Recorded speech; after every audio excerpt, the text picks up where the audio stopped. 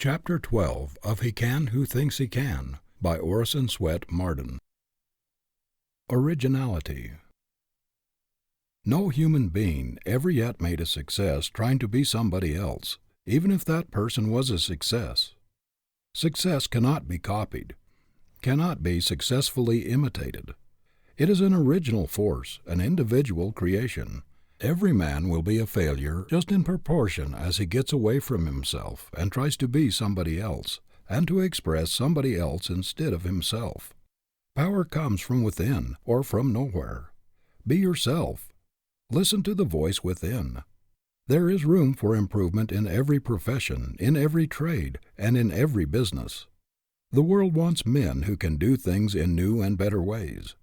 Don't think because your plan or idea has no precedent, or because you are young and inexperienced, that you will not get a hearing. The man who has anything new and valuable to give to the world will be listened to and will be followed.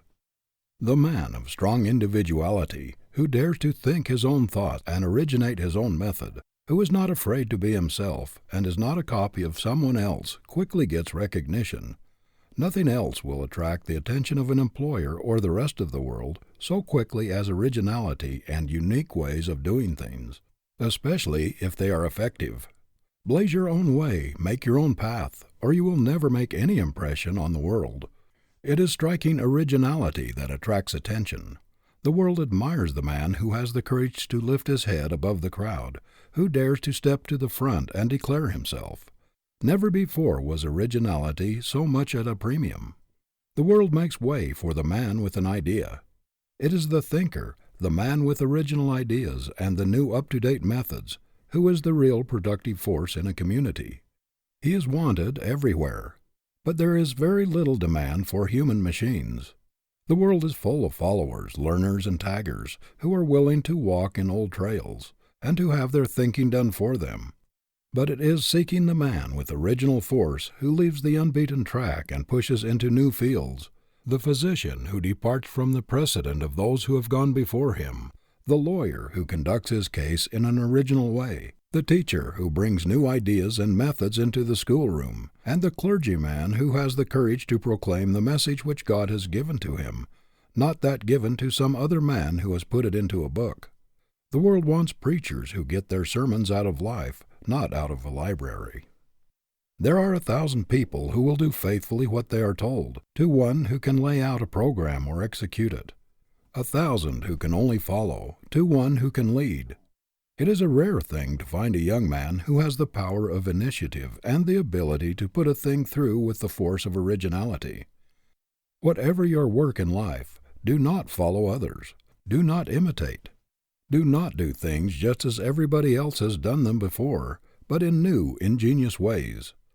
Show the people in your specialty that precedents do not cut much of a figure with you, and that you will make your own program. Resolve that, whether you accomplish much or little in the world, it shall be original, your own. Do not be afraid to assert yourself in a bold, individual way. Originality is power, life. Imitation is death. Do not be afraid to let yourself out.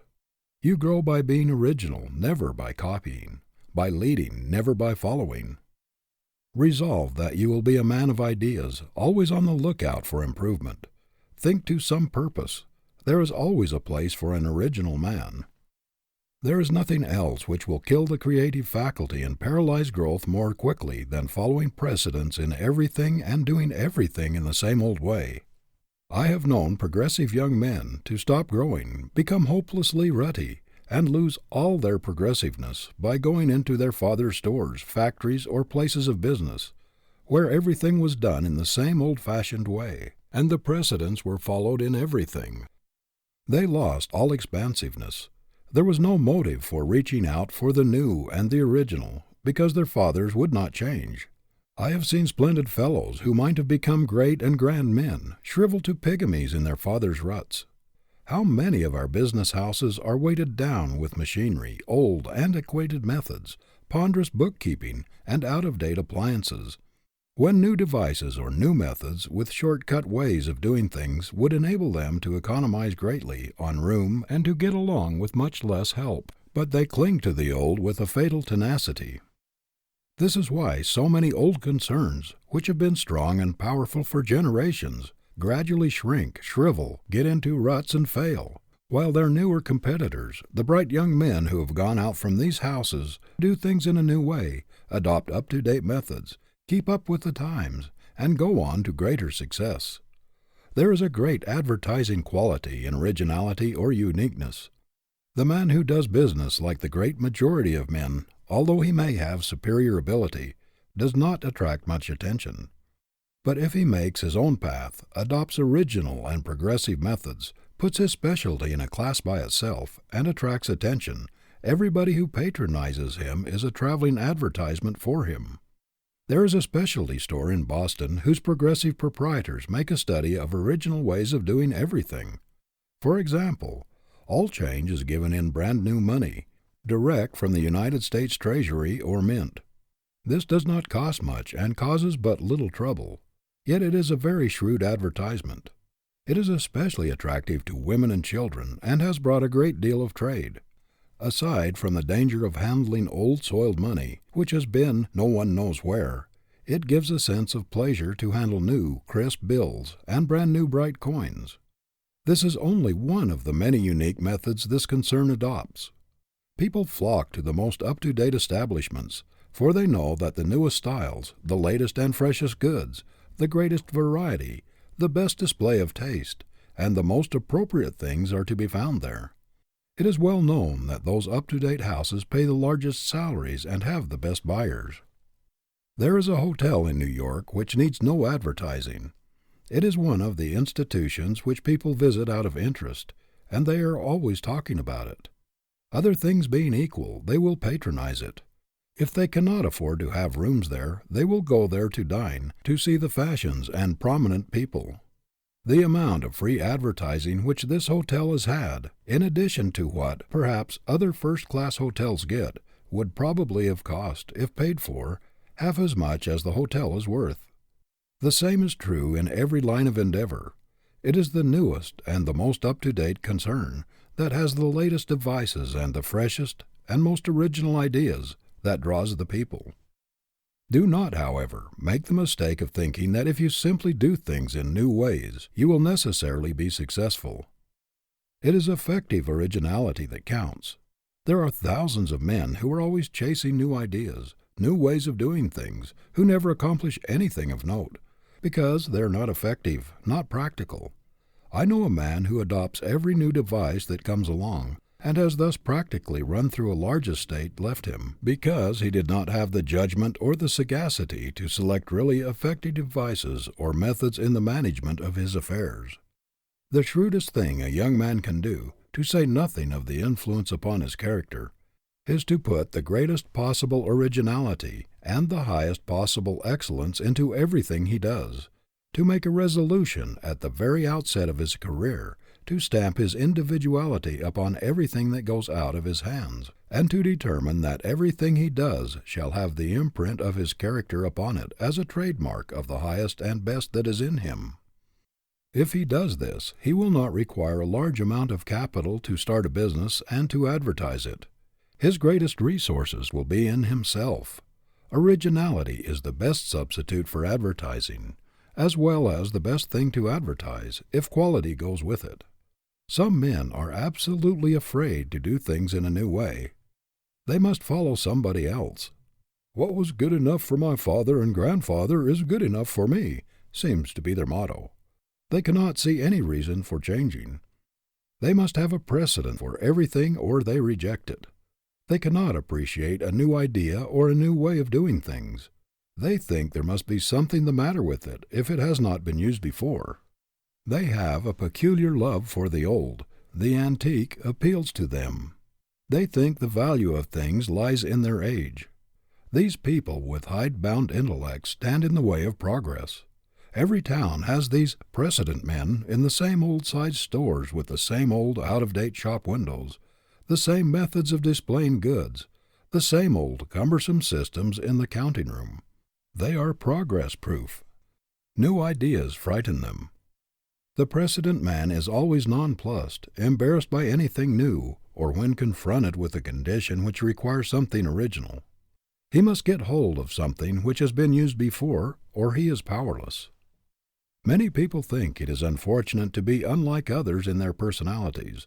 They are always afraid of being thought peculiar or eccentric. Yet the Creator never made two things alike, nor any two people alike. Nature breaks her mold at every new birth. Great characters always have strong individuality and originality, characteristics which mark them from the crowd. To be eccentric is not to be weak, but more often it is a sign of strength. Lincoln had eccentricities, but they were inseparable from his great character. Eccentricities do not make a person disagreeable or repulsive, are often advantages rather than disadvantages. What is more monotonous than a dead level, insipid character that has no strongly marked features which individualize it? We all love a great nature, a strong, vigorous, rugged personality, which impresses us with power, something colossal which looms above us and inspires us with awe and admiration, such as we feel when standing under some mighty mountain cliff towering above us into the clouds. We do not wish the rugged crags smoothed off. They add to the peak's sublimity. They suggest majesty and power. Why should we want to plane off the eccentricities of a great character, or the individuality which characterizes him and distinguishes him from all others? We believe in the original man or woman who does not remind us of others, who makes a new, strong, vigorous, and lasting impression upon us, who does not imitate or follow, who makes his own program, who acts upon his own judgment, who leans upon nobody, and who does not ask advice, but acts fearlessly, boldly, independently. We know there is force there that can do things, that can achieve, a reserve power that makes its possessor a master. Fearlessness is a quality absolutely necessary to great achievement. Courage always accompanies force. It is a marked quality of the original man. Imitators are timid, weak. Do not be afraid of being original. Be an independent, self-reliant, new man, not just one more individual in the world. Do not try to be a copy of your grandfather, your father, or your neighbor. That is as foolish as for a violet to try to be like a rose, or for a daisy to ape a sunflower. Nature has given each a peculiar equipment for its purpose. Every man is born to do a certain work in an original way. If he tries to copy some other man, or do some other man's work, he will be an abortion, a misfit, a failure. Do not imitate even your heroes. Scores of young clergymen attempted to make their reputations by imitating Beecher. They copied his voice and conversation, and imitated his gestures and his habits, but they fell as far short of the great man's power as the chromo falls short of the masterpiece. Where are those hundreds of imitators now? Not one of them has ever made any stir in the world. The world puts its ban upon all imitations. It despises a man who tags on to somebody else, leans, or imitates. He is always classed as a weakling, without force, power, or individuality. We hear a great deal about the dangers of the one-man power in our great corporations. People say that they should be managed by large committees, or boards of directors. That too much power should not be put into the hands of one man. But there is one original, dominating character in every committee, on every board of directors, who towers above all others and ultimately rules. It is impossible to get away from the domination of a strong, original, forceful character. Just be yourself. The consciousness that you are not another in the slightest degree, that there is no suggestion of being a copy of somebody else about you, is a great power in itself. It increases your confidence. The very reputation of being original buttresses you in any community. It helps you to have people say, after talking with you, "There I met an original man today, who did not even remind me of anybody else I have ever seen." It is refreshing to talk with a man who never reminds you of others, who uses no cant, who is not the slave of precedent, who walks on his own legs, who has no use for crutches, and who never leans, a man of force who radiates power. Why try to be somebody else? To be yourself, or to express yourself with originality and power, is the greatest thing you can do. You cannot be another if you try. It only makes you unnatural and ridiculous, and robs you of the power which comes from self-expression, from being yourself. The more you differ from another man by nature, the more ridiculous you will make yourself by attempting to imitate him. Real strength inheres in personality. End of chapter 12.